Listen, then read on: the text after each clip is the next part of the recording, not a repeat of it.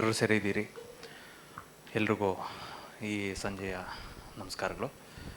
ಏನಂತಂದರೆ ನವರಸನ್ನು ಈ ಕಾನ್ಸೆಪ್ಟ್ ಬಗ್ಗೆ ನನಗೆ ಹೇಳ್ದಾಗ ಒಂದೇ ಅರ್ಥ ಆಗಿದ್ದು, ಬರೀ ಎಂಟರ್ಟೈನ್ಮೆಂಟ್ ಅನ್ನೋದ್ರ ಜೊತೆಗೆ ಒಬ್ಬ ವ್ಯಕ್ತಿ ಮಾನಸಿಕವಾಗಿ ದೃಢವಾಗಿರಬೇಕು ಅಂತಂದರೆ ದೈಹಿಕವಾಗೂ ಕ್ಷಮತೆ ಇರಬೇಕು.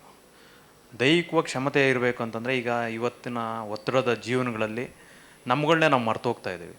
ಅಂಥ ಟೈಮಲ್ಲಿ ಅಟ್ಲೀಸ್ಟ್ ಸ್ವಲ್ಪ ಟೈಮ್ಗಾದ್ರೂ ನಮ್ಮನಿಗೆ ನಾವು ಟೈಮ್ ಕೊಟ್ಕೊಂಡು ನಮ್ಮ ಫಿಸಿಕಲ್ ಫಿಟ್ನೆಸ್ಗೋಸ್ಕರ ಯಾವ್ದಾದ್ರು ಒಂದು ಸ್ಪೋರ್ಟ್ನಲ್ಲಿ ನಾವು ಇನ್ವಾಲ್ವ್ ಆಗೋದು ಅದು ಒಳ್ಳೆಯದು.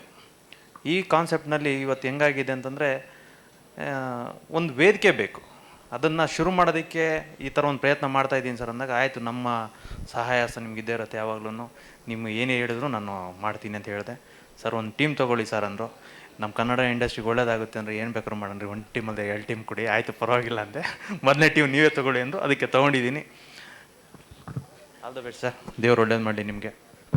2 ಟೀಮ್ ಕೇಳಿದ್ರು, ನಾನು ಹೇಳಿದೆ ಮಿಕ್ಕಿ ನಿರ್ಮಾಪಕರಿಗೂ ಇನ್ನೊಂದು ಟೀಮ್ ಬಿಡಲಿ, ಸ್ವಲ್ಪ ಒಂದು ಟೀಮ್ ಈ ಸಾರಿ ಸಾಕು ಅಂತ ಹೇಳಿದ್ದೀನಿ ಚೇತನ್ ಗೌಡ್ರಿಗೆ. Thank you sir. ಫಸ್ಟು ಏನು ಕಾನ್ಸೆಪ್ಟ್ ಬಗ್ಗೆನೇ ಇಲ್ಲ, ಇದು ಕಬಡ್ಡಿ ಮಾಡ್ತಿದ್ದೀನಿ ಅಂತ ಹೇಳಿದ್ದಷ್ಟೇ.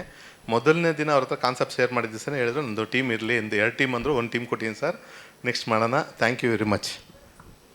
ಆ್ಯಂಡ್ ಇನ್ನೊಂದು ವಿಷಯ ಗೊತ್ತಾಯ್ತು, ಇಲ್ಲೇ ಚೆಕ್ ಕೊಡ್ತೀರಾ ಅಂತ. ಓ ಸೂಪರ್, ನಂದು ಸೇರಿಸಿದೆಯಲ್ಲ ಸರ್ ಅದರಲ್ಲಿ.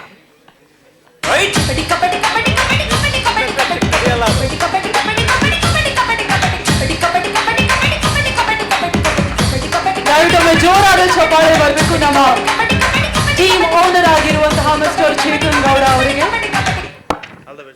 Thank you very much sir. First commitment ಆಗಿದ್ರು, ಫಸ್ಟು ಅವ್ರದ್ದೇ ಬರಬೇಕು ಅನ್ನೋದು ನನಗೊಂದು ಆಸೆ. ಯಾಕೆಂದರೆ ಆ ಒಂದು ಇದರಿಂದ ಅವರು ಇವತ್ತು ವೇದಿಕೆ ಮೇಲೆ ಕೊಡ್ತೀನಿ ಅವರು. Thank you. ಝೂಮ್ ಮಾಡ್ಕೊಳ್ಳಿ ದಯವಿಟ್ಟು.